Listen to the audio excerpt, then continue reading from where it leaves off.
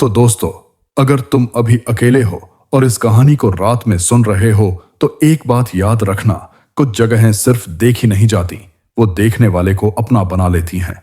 और ये कहानी उसी इंसान की है जो एक रात हवेली में गया लेकिन पूरी तरह वापस कभी नहीं आया।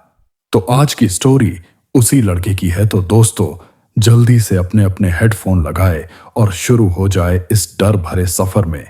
तो चलिए कहानी को शुरू करते हैं। गांव के बाहर एक पुरानी हवेली थी, इतनी पुरानी कि उसके बारे में बात करना भी लोग भूल चुके थे। कोई वहां दिन में भी नहीं जाता था और रात में उस रास्ते से लोग सांस तक रोक लेते थे।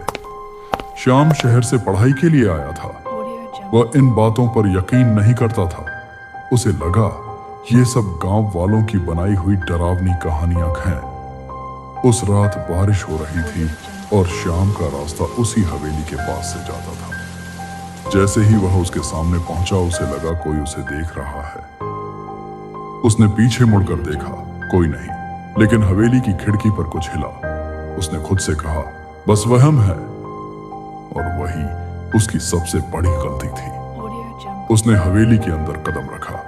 अंदर घुसते ही दरवाजा अपने आप बंद हो गया। श्याम की सांसें तेज हो गईं। उसने चिल्लाकर कहा, कोई है? उसकी आवाज लौट कर आई, लेकिन कुछ अलग थी, जैसे किसी और की आवाज उसकी नकल कर रही हो। वह आगे बढ़ा। हर कदम के साथ हवेली और ठंडी होती जा रही थी। तभी उसके कान के पास किसी ने धीरे से कहा, तुम आ ही गए। उसने पलटकर देखा, वहां कोई नहीं था, लेकिन दीवार पर श्याम की परछाई उसके साथ नहीं हिल रही थी।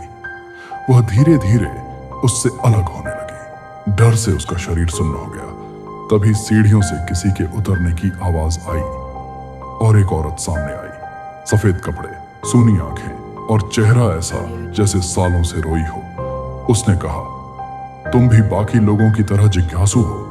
जो यहां आया है वह यहां का हिस्सा बन गया। उसे याद आया, गांव वाले कहते थे इस हवेली से कोई सही सलामत वापस नहीं आता।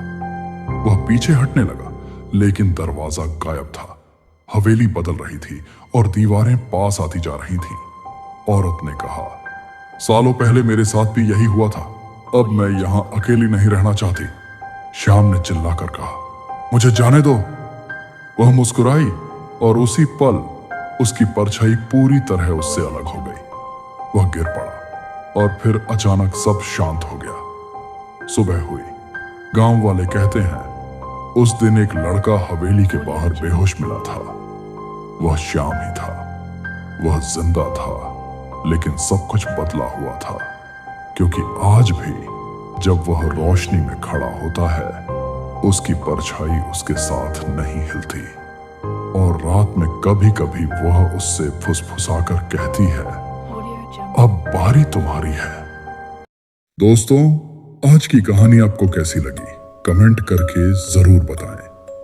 और एक छोटी सी बात, मेरे बोर्ड एग्जाम शुरू होने वाले हैं, इसीलिए थोड़े टाइम के लिए मैं एनिमेशन पर काम नहीं कर पाऊंगा। क्या वजह से अभी मैं सिर्फ इमेजेस के जरिए हाई वीडियोस बना रहा हूं। उम्मीद है आप लोग मुझे समझेंगे और समर्थन करते रहेंगे।